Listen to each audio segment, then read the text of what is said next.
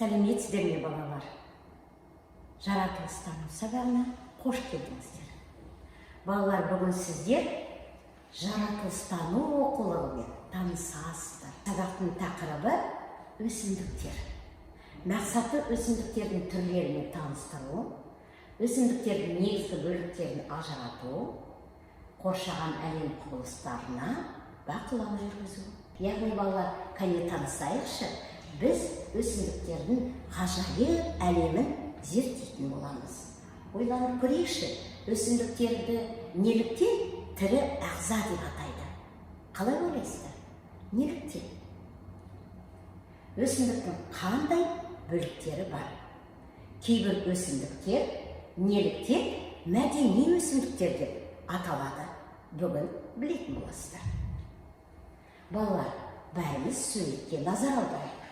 Қарайықшы, бірінші суретте ағашты көріп тұрмыз, екінші суретте ит, үшінші суретте тас. Неліктен деп ойлайсыздар? Дұрыс айтасыздар. Өйткені ағаш, ит және өсімдіктер олар жанды табиғатқа жатады. Ал тас, су, асық олар жансыз табиғатқа жатады. Яғни балалар, суреттерден нелерді көріп тұрмыз? Тағы да қоңызды көріп тұрмыз. Өйткені ол жәндіктерге жатады. Яғни ағаш, ит, жәндіктер, өсімдіктер барлығы жанды табиғатқа жатады. Айналамызда жансыз табиғат нысандары өте көп. Жансыз табиғатқа тау, тас, топырақ сияқты заттар жатады. Ал өсімдіктер де жануарлар секілді тірі ағзалар. Тас пен өсімдікті неге біз салыстырамыз? Нені байқатында? Өйткені тас қоректенбейді, тыныс алмайды, өспейді. Ал өсімдік тыныс алады, қоректенеді. Қараңыздаршы, мына суретке назар аударыңыздаршы. Адамдар қолмен суарып жатыр. Күтім жасады. Яғни ол өсті. Ал келесі суретте өсімдік не болып тұр? Өсімдік солып қалды. Яғни балалар, адам егер қолымен суарып өсімдікті күткен жағдайда, оны айтады мәдени өсімдіктер деп атайды. Енді қарайық. Ағаштың түрлері, ағаштың діні қатты болады, жуан, биік болады. Бұны ағаш деп атайды. Ал бұтақтары жіңішке, ұсақ, аласа өсімдіктерді бұта деп атайды. Ал жіңішке, әрі жұмсақ, сабақтары бар өсімдіктерді шөп деп атайды. Яғни есте сақтаңыздар балалар. Өсімдіктер 3 топқа бөлінеді.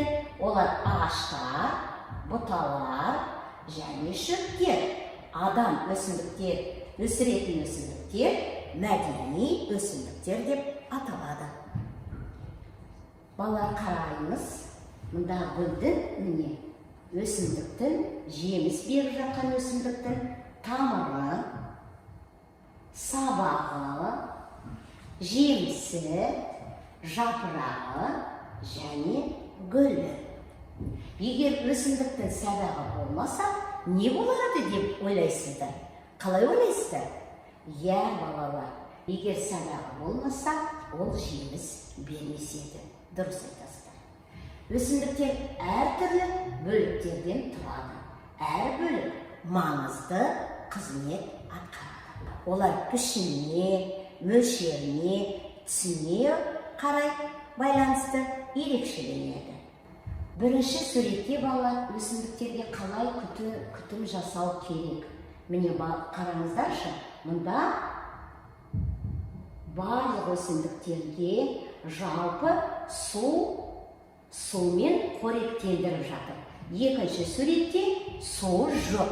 Яғни не болды өсімдікке? Солып қалды. Адам оларға қалай күтім жасаса, өсімдіктер солай өседі. Адам арнайы құрал саймандардың көмегімен, міне байқадыңыздар ма суретте, арнайы құрал саймандардың көмегімен бөлме өсімдіктерін бау-бақшадағы, егістіктегі өсімдіктерге күтім жасайды.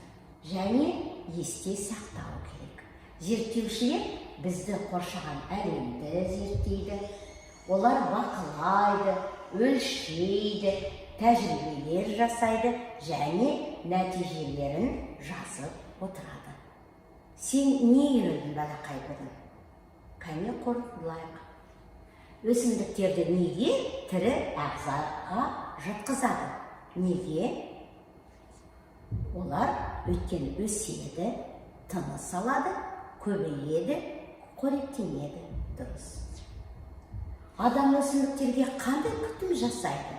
Суарады, топырағын қопсытады. Дұрыс. Өсімдіктерді қандай топтарға бөледі? Ағаштар, бұталар және шөптер. Сабағымыз аяқталды. Сау болыңыздар.